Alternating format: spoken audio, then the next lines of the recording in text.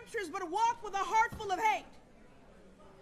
You know, it has been incredible to be here in community today with people who are every day choosing community over chaos and over cruelty, people who are fighting in defense of the true values of this country and in defense of our neighbors. This moment requires accountability. This week, the Senate will take up legislation to fund the Department of Homeland Security, which includes an additional $28 billion for ICE. We are calling on all senators, Democrat and Republican, to vote no, because Congress should not be funding this campaign of terror. And we can't stop there. The agents who brutalized and executed our neighbors cannot walk away freely. They must be held accountable for their crimes. That means passing my bill to end qualified immunity for federal law enforcement, including ICE agents. And it means impeaching Kristi Noem, who is as incompetent as she is dangerous. She is a dangerous cocktail of authority, bigotry, and incompetence, and she must be impeached. We need to abolish ICE and dismantle the systems of oppression that have gotten us to this point. So again, I thank my sister in service for her courageous leadership, for the invitation to return to Minnesota once again, to stand shoulder to shoulder with my movement family, to do right, to seek justice, and to defend the oppressed. Finally, I will say this.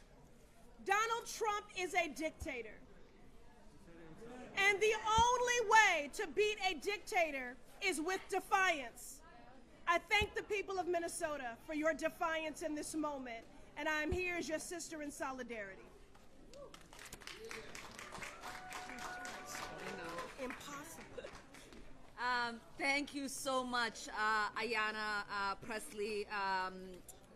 The Congresswoman, as she said, has visited Minnesota multiple times, whether it was coming with the Congressional Black Caucus to see the opportunities that exist here in Minnesota for all of us, whether it was to come and to protect our beautiful Mississippi River and stand with the Native American community, and now being here to make sure that she's standing in solidarity with us. Next, I want to call on Minnesota State Senator Omar Fateh, who represents this district.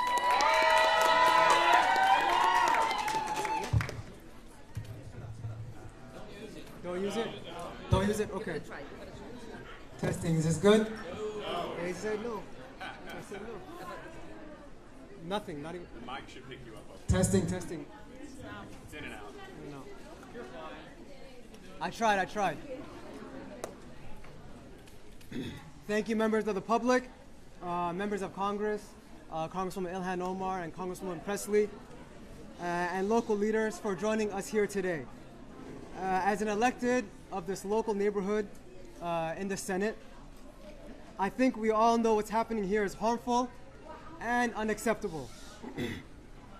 We can all see and call out the brutality that ICE agents, when we see it on the streets and on camera. But here's what's also brutal. Closed shops and quiet hallways here in the Carmel Mall.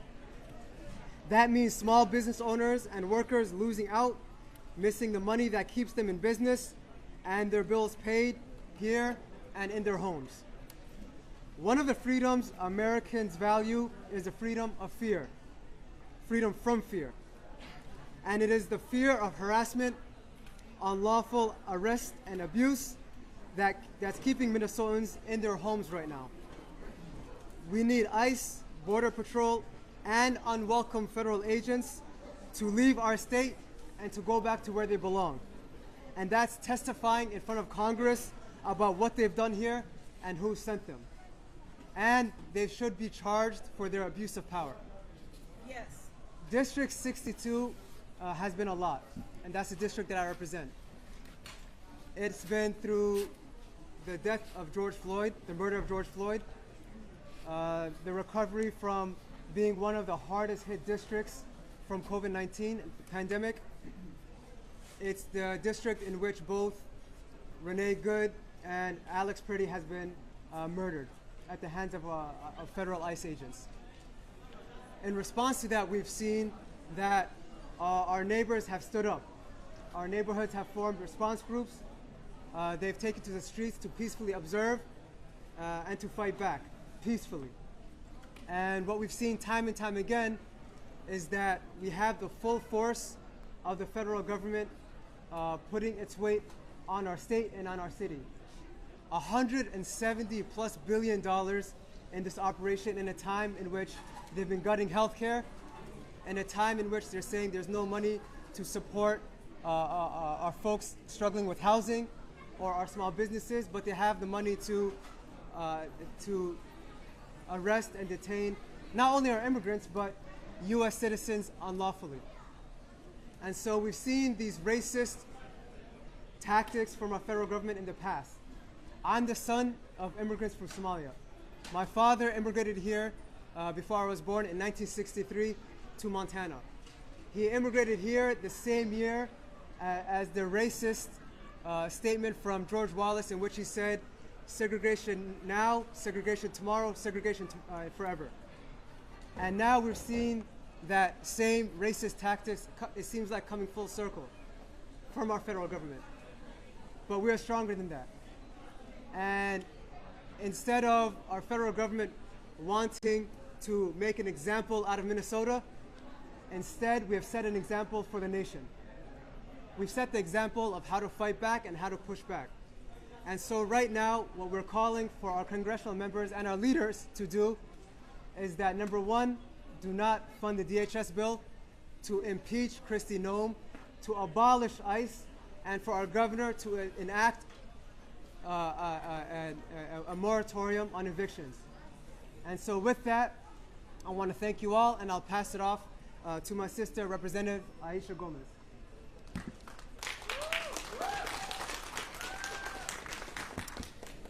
Good evening. My name is Aisha Gomez. I serve as the state representative for District 62A. We're in District 62A now, and as Senator Fatah pointed out, we both represent the area where Renee Good was murdered and where Alex Pretty was murdered. Today is day 58 of the invasion of our city and our state by masked secret police acting on behalf of a totalitarian, authoritarian regime on the march.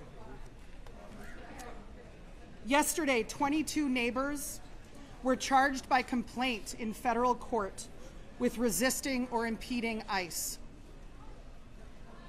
This morning, more than a dozen of them turned themselves in, had a hearing, and are now released. Attorney General Bondi tweeted out their names and photographs of them, inviting vile right-wing harassment of these neighbors. We know what this is.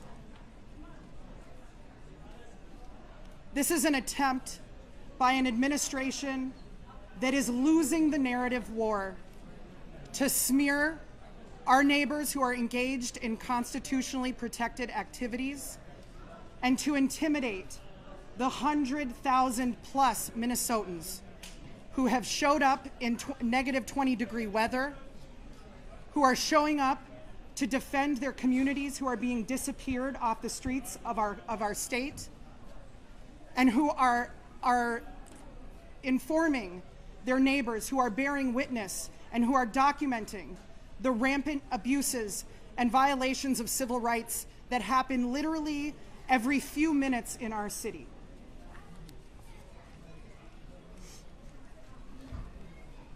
But they don't know Minnesotans.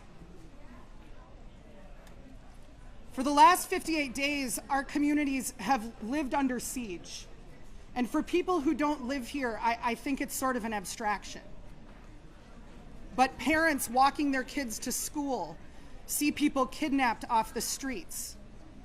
Families are sheltering in place and not going to work, not opening their businesses, not going shopping, not going to medical appointments. You can imagine the cascading impacts of this on one small community.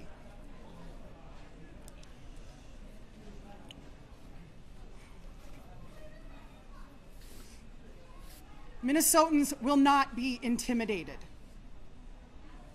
You cannot arrest all of us. You can come and try, but you are few and we are many. So I invite all Minnesotans on Friday at 8 a.m. to join community leaders, clergy, and those of us standing up to this incursion at the Whipple Federal Building to say to President Trump and Attorney General Bondi, if you want to take these 22, you have to come and take the other tens of thousands of us who are mobilized in this moment.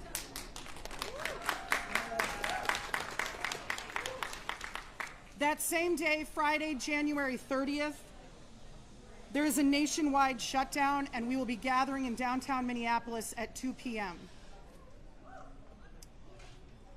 And finally, to our beautiful, resilient community of the South Side and of Minneapolis and of Minnesota.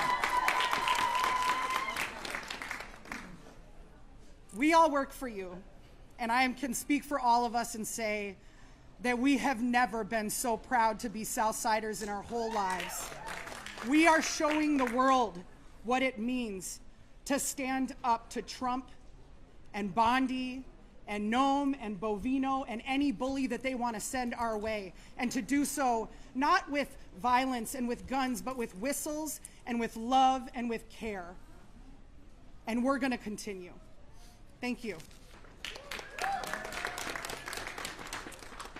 Now we will hear from Minnesota State Representative Anam Mahmoud, who is one of the newest members of the Minnesota House. I just want to say thank you to Representative Omar and Pressley for standing here today with our communities. Speaking truth to federal outreach taking place right now is in itself an act of bravery. Look at what happened last night to our Congresswoman at a similar event. We cannot let this silence us right now in the face of injustice. Firstly, I want to recognize the lives of Renee Good and Alex Preddy. They put themselves between black and brown neighbors and unconstitutional attacks by ICE. I stand with our observers, our immigrant communities, and we condemn state violence. What we see taking place in Minneapolis, in our districts, across the metro, and at the nation at the hands of ICE is not okay. It is cruel, unconstitutional, and politically motivated. While Bovino may be gone, we all know the work of ICE to tear our communities apart and strike fear is very much still with us and happening as we speak. This work has not slowed. Right now, I see neighbors who are terrified to leave their homes, and families who are sick about loved ones who didn't come home, only to learn of them a few days later in El Paso, in an ICE detention center. While we look at every avenue as elected officials, both locally and federally, to protect our neighbors, I know that we right now, one of the most important tools being against the federal government to the table is the court of public opinion. When the polls flip, Trump begins to worry. Our activated neighbors protesting, observing, and doing mutual aid work right now are so important in making sure the nation sees what is taking place and that the federal government is held at some level of account, and we are protecting those at risk in our communities. May one ask is that you don't lose hope right now. Continue to speak truth about the injustice at every opportunity, and that you remain active in this fight. I'll be standing with all of you. And lastly, we will hear from City Council woman Aisha Chaktai, who represents Ward 10, where we are at. Thank you. Good afternoon. My name is Aisha Chugtai. I live in the Whittier neighborhood. I'm a South Sider, just 5 blocks away from the site where Alex Peretti was executed.